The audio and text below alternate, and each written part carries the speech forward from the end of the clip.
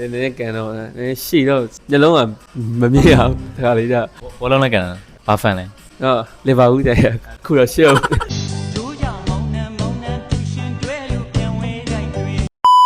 လေကွယ်3နှစ်လောက်ရှိ9နှစ်လောက်နေတာအခုကတတိယနှစ်လောက်ရောက်နည်း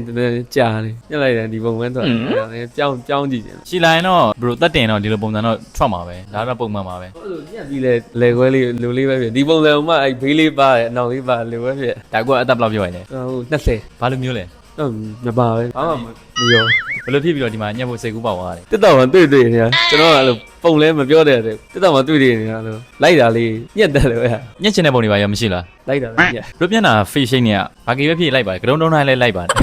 တူကြီးတော့မကြိုက် ဘယ်လောက်အတူဆိုလက်ခံနိုင်လဲ ဘာသာတော့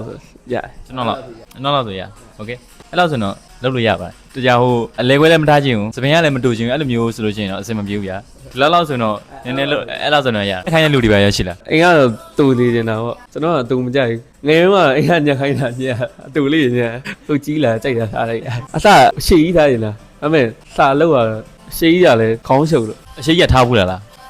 ထားခြင်းလားအရှိထားခြင်းလား ထားမရဘူးရဲ့အဲ့စာနဲ့ရှုပ်လို့ စာကြိုးလေးလားလို့ သိတော့တယ် ကျောင်းထဲကတော့ရတယ်မလားဘာကြီးပဲဖြစ်ဖြစ်ကျောင်းထဲရ ကြိုက်တာလို့ဗျ ဒီပါ let's go